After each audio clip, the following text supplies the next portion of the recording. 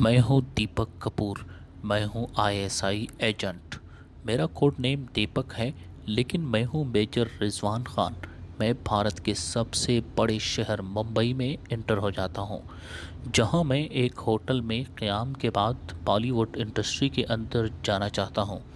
मैं एक film company join करता हूँ ताकि मैं बॉलीवुड में ही अपने एजेंटों के ज़रिए पता लगा सकूँ कि पाकिस्तानियों को फ़िल्म दिखाने वाले प्रोड्यूसर्स डायरेक्टर्स असल में हैं कौन, किस तरह लोग ऐसी फ़िल्मों को डायरेक्ट करते हैं, और ये कौन से लोग हैं जो फ़िल्मों के स्क्रिप्ट तैयार करते हैं जिसको लेकर ये लोग खरबों रुपए का धंधा करते हैं, और ये पैसा कहाँ इस्तेमाल होता है। महेश फिल्म एंड कंपनी में मुझे एक छोटी सी नौकरी मिल तो गई, जो कि आर्जी नौकरी थी। किसी भी वक्त मुझे निकाला जा सकता था।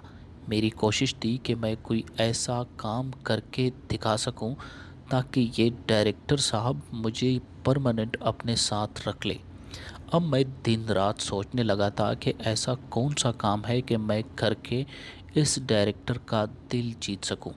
4 दिन गुजर गए, लेकिन मुझे कोई आइडिया नज़र नहीं आ रहा था।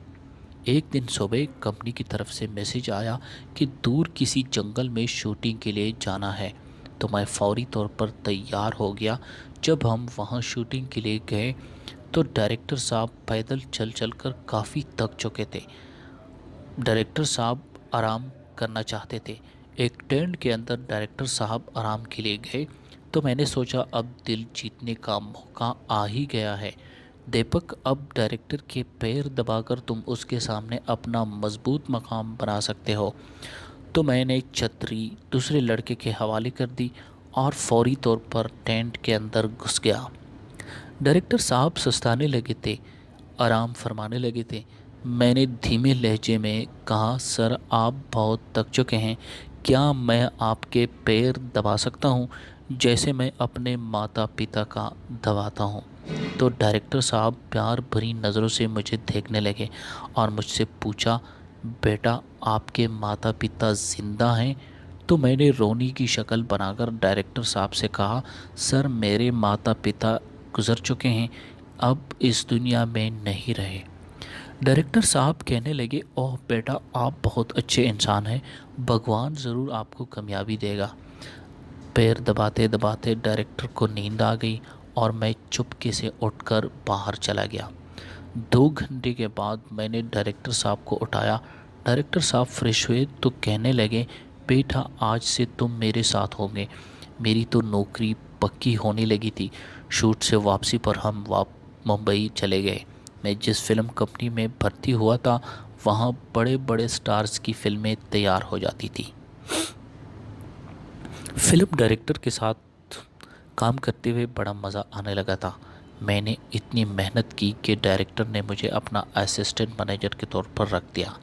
डायरेक्टर साहब के घर के पूरे परिवार के साथ मैं घुल मिल चुका था। डायरेक्टर साहब के घर वाले मुझे अपने घर का ही बंदा तस्वर करने लगे थे। उनके तमाम के तमाम कामों में मैं इन्वॉल्व होने लगा था। भारत के बड़े बड़े स्टार्स जिनके मैंने अक्का दुक्का फिल्में देख ली थी, डायरेक्टर से उनकी फ़ोन पर मैं ही बात करवाता था। वो भी मुझे पहचानने लगे थे। एक ज़बरदस्त लम्हात थे। कहीं भी पार्टी होती, मैं डायरेक्टर साहब के साथ ही होता था। मैं अपना ताल्लुक़ दिल्ली से बताता, लिहाजा मैं दीपक उर्दू हिंदी मिक्स बोलता था। अब मैं जो चाहता था बिल्कुल कामयाबी के साथ उसी डायरेक्शन पर जाने लगा था, क्योंकि डायरेक्टर साहब जिससे मिलते या जो भी उनके घर आता, मेरी तमाम लोगों पर कड़ी नज़र होती थी कि ये कौन लोग हैं, क्यों और किस मकसद के लिए डायरेक्टर साहब से मिलने आते हैं। कई महीने गुजर चुके थे। एक दिन रात को सोया और अजीब ख्वाब देखा, जिसमें पाकिस्तान का परचम आसमान की तरफ जाता देख रहा हूँ। जैसी ही ख्वाब से बेदारी हुई, इधर उधर देखने के बाद माहौल पुरसुकून था। रूम का लॉक लगा हुआ था। बस फिर अपनी सोचों में घूम पाकिस्तान का चक्कर लगाया। अपने यूनिट के दोस्तों और अपने बच्चों को याद करके थोड़ी सी पाकिस्तानियत की एनर्जी लेने लगा। दिल को सुकून पहुंचा। बहुत खुश था, क्योंकि सब सैलानी परचम को आसमान की तरफ जाते देखा था और मैं एक दुश्मन मुल्क में एक इंतहाई ख़तरनाक मिशन पर मौजूद था। किसी भी वक्त कुछ भी हो सकता था। یہ ایک ایسا مشن تھا جس میں میں نے یہ پتہ لگانا تھا کہ بالی ووڈ فلموں کے ذریعے بھارتی خفیہ ایجنسی را پاکستان کے خلاف کون سا مکروہ دھندا کر رہا ہے، فلم کی اصل کمائی کہاں خرچ ہوتی ہے، تاکہ پاکستانیوں کو پتہ چل سکے کہ پاکستانیوں کے پیسے سے کس طرح پاکستانیوں کے خلاف سازشی کی جاتی ہیں۔ مہیش فلم کمپنی میں مجھے بہت زیادہ پذیرائی ملی۔ میں نے اپنے خوش اخلاقی، صلہ رحمی، خودداری سے اپنا مقام بنایا۔ مجھ سے ہاتھ نہیں بلکہ لوگ گلے ملتے تھے، سبھی مجھ سے بہت زیادہ خوش تھے۔ اس وقت میں مہیش فلم کمپنی کے تمام پروجیکٹ کو سمجھ چکا تھا کہ یہاں کون کون آتا ہے، کس طرح بے دریغ پیسے کا استعمال کیا جاتا ہے اور یہ پیسہ کہاں سے خرچ ہوتا ہے، کہاں خرچ کرنے والی پارٹی کے لوگ کون ہیں۔ ان کا سراغ لگانا، ان تک پہنچنا میرے مشن میں شامل تھا، جو کہ کامیابی سے جاری تھا۔ ایک ایسے شخص سے میری ملاقات ہوئی جو مجھے ممبئی کے ایک ایسی جگہ لے گیا جہاں میرے خواب و خیال میں بھی نہیں تھا کہ میں بھارتی را کے ایک نجی دفتر میں بھی جا سکتا ہوں۔ اسی دفتر میں اس شخص کے ساتھ ایک ہفتے تک جاتا رہا، پر مجھے ذرا برابر بھی پتہ نہ چلا کہ یہ بھارتی خفیہ ایجنسی را کا ایک نجی دفتر بھی ہے، جہاں فلموں کے لیے تمام تر انتظامات کیے جاتے ہیں، یہاں سے اجازت نامے موصول ہوتے ہیں۔ وہاں اسی دفتر میں ایک صاحب ہوتے تھے جس کا نام ارون تھا۔ ارون دراصل بھارتی خفیہ ادارے را کا ایک میجر تھا۔ وہ اسی دفتر کا انتظام سنبھالتا تھا جہاں سے بالی ووڈ فلموں کو مانیٹر کیا جاتا تھا۔ جیسے ہی مجھے اس بات کا پتہ چلا کہ ارون ایک میجر کی حیثیت سے یہاں تعینات ہے تو مجھے اور زیادہ خوشی ہوئی۔ بس مجھے تو جیسے اپنی منزل مل چکی ہے۔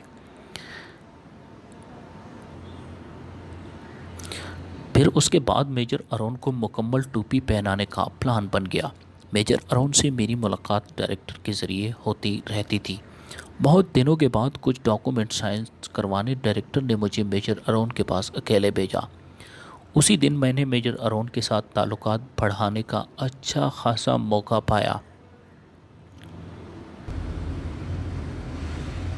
لیکن میں نے میجر ارون کی بجائے وہاں آفس میں کمپیوٹر پر بیٹھی ایک خوبصورت لڑکی کا انتخاب کیا تاکہ اسے پیار کی جال میں پھنسا کر میں اس لڑکی سے یہاں سے کچھ معلومات لے سکوں۔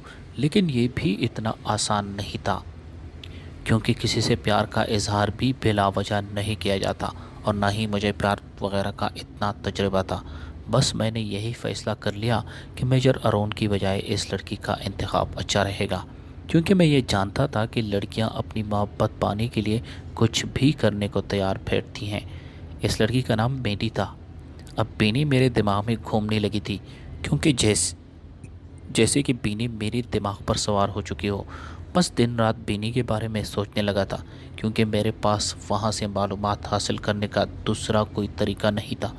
دوستو، کہانی مزید سننے کے لیے پاکستانی جاسوس پارٹ 2 کا انتظار کیجیے، جو کہ بہت جلد آ رہا ہے۔